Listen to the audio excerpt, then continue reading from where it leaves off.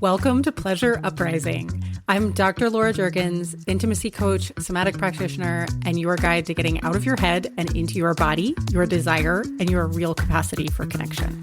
This show is for people who are done performing and ready to actually feel it. Let's go. Welcome to a really special episode for me, and I hope for you. I am making a shift that feels so aligned with me that I am just really excited about it. And I'm excited that you are here along the way. So we are now Pleasure Uprising, desire, attachment, and the sex you really want. And today's episode is about Pleasure Uprising and why the culture owes you an apology. Why I made this shift and what was behind it and what you're going to get out of it. And I am really thrilled to be at this place. And I'm going to give you some of the background on the story of how we got here and where we're going. And I think it's all going to be really helpful and useful for everyone who's been here along the whole way, from Sex Help for Smart People, or if you've been here just through the Desire Gap podcast. I know that this is going to be an even better next chapter. And I've been a fan of podcasts that have evolved too over time. And every time, for me, every time I evolve personally, it just gets better and better. And what I offer gets better and better. What I create gets better and better. But I've also been a fan of other podcasts when they've evolved to better encompass the host's vision and what they do. And every time it's been really exciting because it's all been better every time. So that's what we're doing here too. And first, I just want to give you a sense of what we stand for here, me and you, and what Pleasure Uprising stands for. And Pleasure Uprising stands for the idea that your body, what you want and what you don't want with it and with this life, and your capacity for genuine connection, none of those things were ever the problem. The problem has always been a culture that taught most of us to perform instead of to feel, to manage ourselves instead of to trust ourselves, and that we owe or need to earn pleasure instead of simply inhabiting it. It's about a culture, right? This problem has been the culture that has cut us off from ourselves and each other. And this show is for people who are done with all of that, done performing, done waiting for permission, done being cut off from their own true pleasure potential, from their own desire, done apologizing for what they need or want or don't want, and ready, maybe for the first time, to actually feel what's possible when we stop pretending and performing and pushing ourselves to do what we think we should and start genuinely showing up for ourselves and each other. When we fully inhabit these soft animal bodies and their enormous capacity for joy, connection, and pleasure. So I want to invite you to rise up with me and let's go. Let's get into it. So today, first I want to start with what happened, why the change, right? And I want to share with you the evolution of this because I think you might, it's really parallel to what the evolution is for a lot of my clients around claiming their pleasure. So the framing of the Desire Gap podcast wasn't quite right, and I knew it before I fully admitted it. The Desire Gap framing felt good in the beginning because it was really specific, and I wanted people with that particular problem, libido mismatch, desire discrepancy, and especially the low libido people out there and the high libido people who are struggling to realize that they actually have a role in the situation. I wanted these people to find me because I'm really good at working with this issue among many other issues that I work on. And it can be really hard to find good help. And it's one of the places where everything I do, the somatic body-based work I do, attachment-focused work, relational repair, all of that comes together with the de-shaming work I'm doing, right? With all my clients, it comes together And it helps people solve some of the most challenging things that people deal with. The ones that come to me after years of failed experiments, failed therapy, lots of avoidance, all of it. But it's not the only thing I work on. And it's also not the only framing for people who feel disconnected from themselves, their desire, their own arousal, or their partners. Because the desire gap framing was too problem focused. And I've already outgrown it in such a short period of time. And when I look back before that, I was in Sex Help for Smart People podcast. And I know you are all smart people.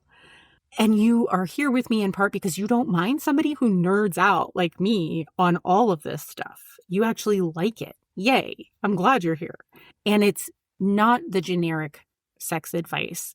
It's not the like, oh, I'm just here to like hawk some lube and, talk about getting kinky, but not help people actually make the bridges that they need within themselves to learn how to actually do that, right? I think there's a lot of that out there. You don't need another podcast like that. But Sex Help for Smart People, even though you're all really smart, was still too generic. And there was no sense of the actual joy of embodiment and pleasure that's possible when you decide to own it and pursue pleasure for yourself. So both names were experiments, and experiments teach you things. That's one of the wonderful things that my training as a science professor taught me is, on the path to getting there, is how much we need to experiment in this life and how wonderful it is when we let ourselves do it. We don't have to already know everything. Everything doesn't have to stay the same. We don't have to stay in the same job forever. We don't have to stay in the same town forever. Finding things and experimenting with things that light us up. We don't have to keep the same hobbies forever. We don't have to keep the same ways of having sex forever. Experimenting is glorious, and I am so glad I did it. And thanks for everyone who was with me through all the iterations. I am excited to bring you something that feels really aligned with what I am doing now and better reflects the sort of totality of the work that I do. And also the community aspect of it and the cultural revolution aspect of it, because we really need those things. So many people come to me feeling isolated and ashamed and thinking that they're the only ones who feel this way. And I can promise you it's never true. I've not had one single client of the many, many, many, many countless clients I've had who they had a problem that nobody else has ever had. Everyone has these challenges because of the cultural context and because of family context and religious context. Okay, so what did this experiment actually teach me? One of the things that happened is I was listening to other people's sort of quote unquote wisdom. And it's not that it's not wisdom, but it just didn't work for me. And this is what happens to so many of my clients when they are out there trying to find quote unquote solutions on the internet for their challenges in their relationships or with their sex lives. Other people's solutions don't apply. And they can make us almost feel like there's something wrong with us that those solutions don't apply, but that's not true. So I'm going to tell you this in the context of my business and the podcast. I am going to admit I was listening to the so-called experts about businesses like mine. And the lore is that getting really specific about the problem you address helps people find you more easily. Well, yeah, that makes sense, right? That's generally reasonable. But what happens every single time I, specifically me, follow the way that other people say to do things? Quick break. If you are listening to this show, something in your intimate life may not be where you want it to be. And if you've been trying to think or talk your way through it and it's not quite working, that's not a you problem. That's just a method problem. I made a free guide to help called Get Out of Your Head, a starter guide to releasing the pressure, shame, and shoulds around intimacy. It has some reflection exercises that go deeper than anything you'll typically find in a freebie, and most people feel something shift after just the first one. So go grab it at laurajurgens.com/guide, and the link is in the show notes. It never works for me. It's never worked for me in my entire life. I am not a person that the traditional path has ever worked for. I have been on my own since I was 15, and I had to get out or I was going to die. The traditional path was not going to work for me. Despite having no place to live and no food, that was surprisingly the best option I could have chosen. Zero regrets. I've left prestigious schools, prestigious jobs, chosen unconventional partners, turned down more money to do things. I've been a punk rock hobo. I've pursued research questions no one was thinking about and published really high-profile papers from them. And I've put together areas of learning that no one blended before to find new insights that excited me. I've moved all over the place. I've bucked the trends. And to be honest, that has always worked for me. It's not always comfortable. Often I have a lot of I have to get over questioning myself a lot about it, but it's always worked for me. Listening to other people tends to guide me wrong. And it guides a lot of people wrong, actually, because what works for one person doesn't work for everybody. And I didn't fully let myself own that this time when I went in the direction of the Desire Gap podcast. And I don't regret it at all. It taught me a ton. I'm super thrilled. And I got a lot of you listeners came in during that phase, and I'm excited to carry you into this next phase because I think it's going to be even better for you. I'm glad I went in that direction anyway, because experiments are how I learn best. Just like all animals actually learn best through trial and error.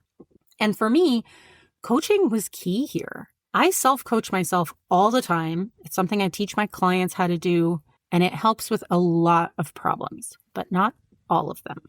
And there's a reason that I have a business coach, because I need someone to be an outside perspective.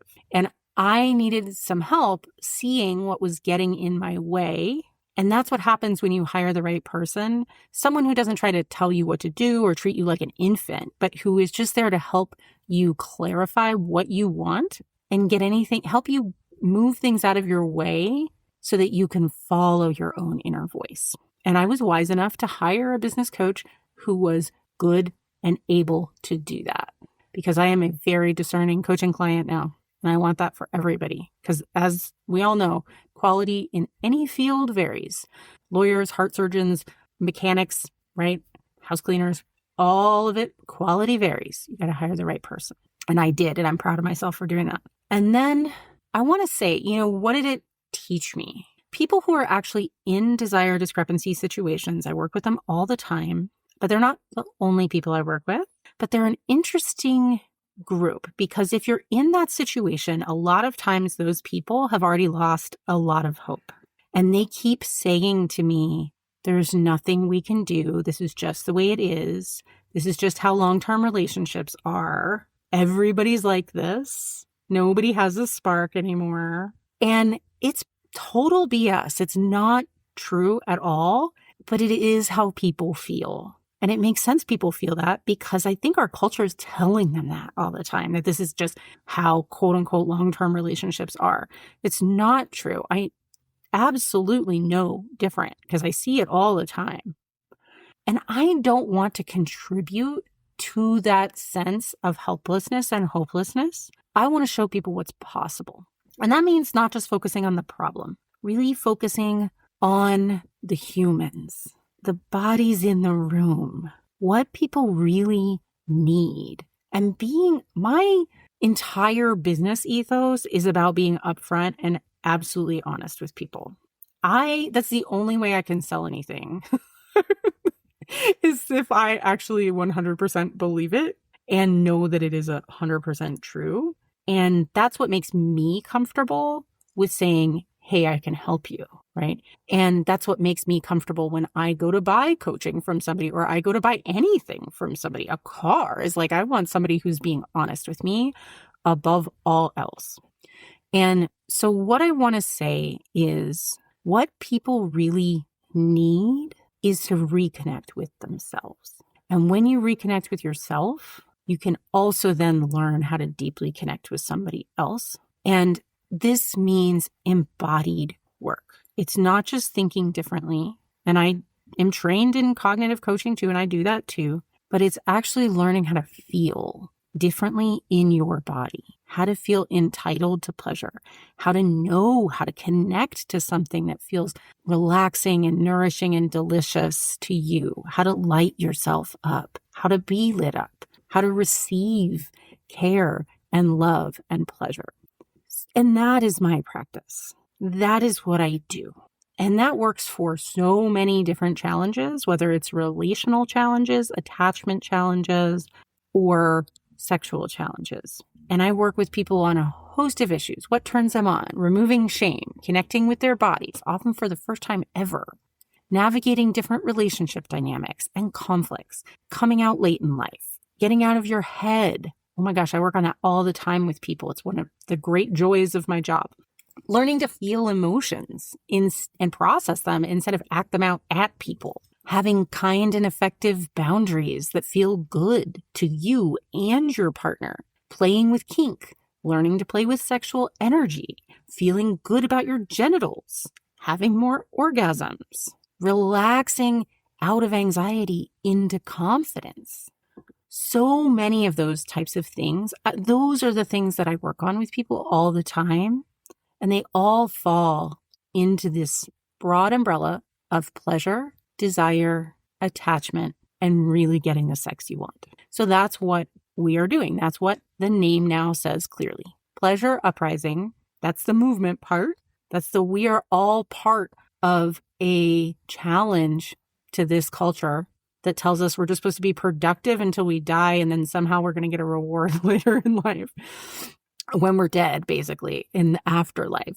No. Pleasure Uprising. This body in this life, this one life that we've been given, deserves joy and connection. And that is what fuels fulfillment. That fuels fulfillment and feels fulfilling to people. When we are on our deathbeds, we are not going to be happy and proud of ourselves that we worked more and we put ourselves in the grave faster. So that somebody, we could make more widgets or whatever. The quality of our connections and our experience in this life is going to be what fulfills us. So the new podcast name, Pleasure Uprising, Desire, Attachment, and the Sex You Actually Want. And I hope you love it as much as I do, because I think it gives a really good flavor of what people actually really, truly need to reconnect with who they are. What their body needs in order to feel safe and free and open to desire, what they need in order to feel seen, heard, wanted, loved. That's what we do in my practice. And that's what I love. And that's what I want to bring to you. Because people who actually work with me one-on-one or one-on-two with their partners get massive amounts of change in all those areas. Their numbers don't lie. They set those intentions themselves, their current level of fulfillment when they come in on a scale from 0 to 10. And we check in with it at 3 months, at 6 months, when they're about to graduate and decide and make a map. How do you solidify this in your life? How are you going to carry this out the door without me as the scaffold anymore? Right? We make a plan for that, and they get massive shifts in their levels of fulfillment on their goals. Things like getting out of your head. I had a client I checked in with last week, and they've been working with me for 10 weeks. And she went from a 2 to an 8 in 10 weeks on getting out of her head. We get to celebrate this. It's always such a fun celebration. And, then we check in. What do we need? What do we need right now? Are you done? That's great. Are you not done? What do we need to solidify that growth? And when they're ready, they fly free and they just send me updates about all the wonderful ways that their lives have improved, that their connections improved, and all the sexy times they're having. It's really fun for me. I get so many great updates on people's sex lives. I love my job so much. I know not everybody gets that in your job. You don't get to hear all the great things that are going on in other people's sex lives, but I try to share it with you periodically. I hope you like it. And the thing is, that's like on the individual scale, but this is also, I want everybody to really hear and know that whatever's happening for you individually, the disconnection from ourselves and our pleasure and each other is a cultural problem. And more pleasure for people who've been systematically excluded from it or who it's not been for is a radical act. we've inherited a culture that's been largely dominated by puritanical thinking. It's been also dominated by, capitalist exploitation. And you don't have to agree with me politically to see that this is the basis of our modern day culture.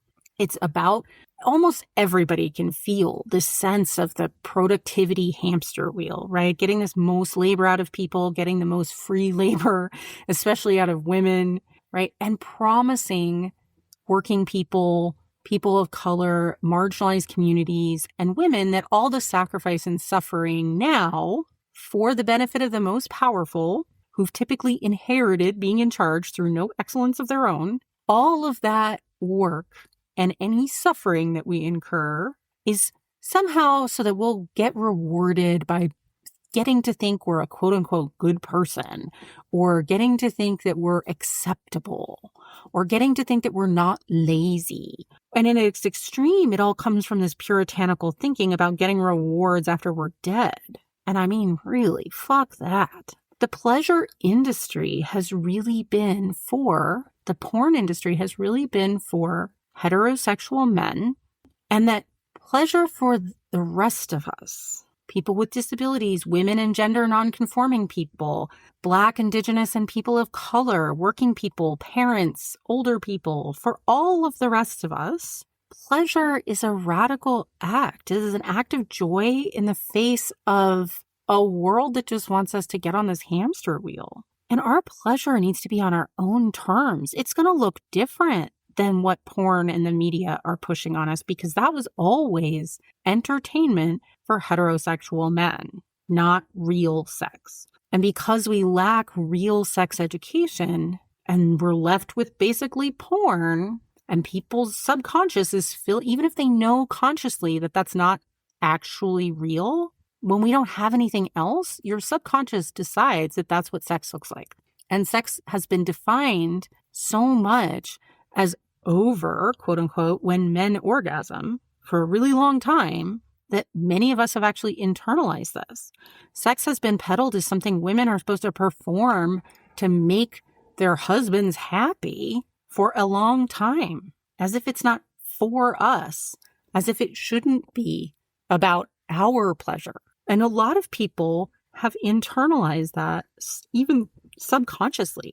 Really feminist women like me, once upon a time, I was scared to bring toys into the bedroom. And I know so many people, so many women who are scared to bring toys into the bedroom that would help them have orgasms because they're afraid it will hurt their husband's feelings. We are protecting men's feelings at the expense of our own pleasure because some of them, not all, are threatened by something that goes buzz or something that might be a size that we need. I mean, how crazy is it that women are still, in this day and age, having way fewer orgasms in heterosexual partnerships than men or than lesbians? And most women don't even know when they're aroused. There's a great study from the University of Vermont showing that college-age women overwhelmingly could not tell when they were aroused versus men who overwhelmingly could. That's how disconnected we are from our own pleasure. That is not biology. That is not a personal failing. And it's definitely not biology because I've seen women shift it so fast. I've shifted it. And when I teach people how to shift it and how to notice their own arousal, it comes really quickly to them. A matter of weeks. It is a cultural failing. It's a culture that has cut us off from ourselves, that told us it's not safe or acceptable to be sexual unless it's on a man's term for men. And that is just not okay. So it's really important that we include the cultural lens because it helps de-shame all of this for people. And it's not just women that the patriarchy is fucking over. It's fucking over men too, all the time. It's this like performance-oriented, erection-focused thing about, it's size-focused. It's very kind of just dick-centric. And it creates a lot of anxiety for men about their penises, about whether they're acceptable to their partners. It creates an enormous amount of performance anxiety. And it really separates men from also understanding how to genuinely listen to and please their partners. And it also makes it really hard for men to ask their partners what they want because their partners often don't know. So well-intentioned men are left fumbling in the dark, imagining they're supposed to mind read. And this is just not helping anybody. So we are going to shake all that shit up. We're going to have episodes on reconnecting with your arousal. Nothing about the content of this show is really going to change a ton because I've already always done this. But we're going to have episodes on de-shaming your sexual challenges, all the different flavors of them, on learning how to actually talk to your partner in a way that doesn't land as snarky, passive-aggressive accusations, because I understand where that comes from. I also know it's not helpful. I want to help people know what to try before you decide to write your partner off so you can make clean decisions. And I want you to understand your particular erotic self underneath all of the layers of shaming and shoulds and blockages, because it was never your fault that you felt disconnected from yourself or other people. But you can start taking back your power. And you're the only one who can decide that you deserve the pleasure possible in your body, in your life, in the connection that's possible with your own life force and with other people. You are the one who has to take back that power for yourself. I can show you how. I can be the resource to guide you around your own specific personal blockages based on your history. But you're the one who has to decide that you deserve it and that you're ready to do it. Those of you who've been here for the whole time, from the beginning of Sex Help for Smart People, or who've been here through the Desire Gap podcast, I just want to say that I'm so grateful for you. And I know you, even though I don't know you, most of you. I still feel you out there. And I don't always get to say how thrilled I am that you are here, but I hope you feel it. I genuinely feel like I know you.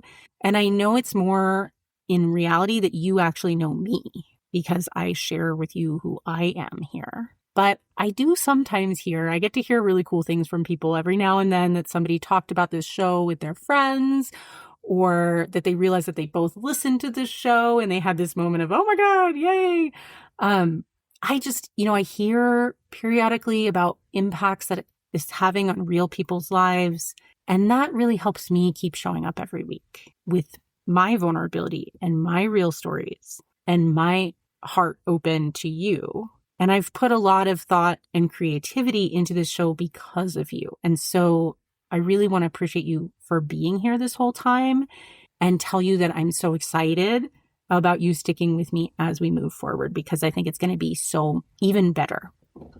So welcome to Pleasure Uprising. Let me know if you have thoughts, questions, things that you want me to discuss in upcoming episodes.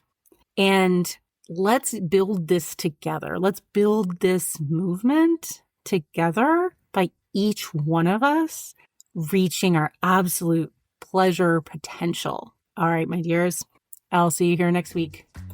Hey, before you go, if you enjoyed this show, I want to invite you to check out one of my favorite things that I've ever created. It's a free guide called Get Out of Your Head, a starter guide to releasing the pressure, shame, and shoulds around intimacy. It has 4 reflection exercises that go deeper than anything you'll find in a typical freebie, and most people feel a shift just after part 1. So go grab it at laurajurgens.com/guide. The link is in the show notes. And if you're ready to find out what your specific path looks like, I'd love to talk to you. Booking info is also in the show notes, and I will see you here next week.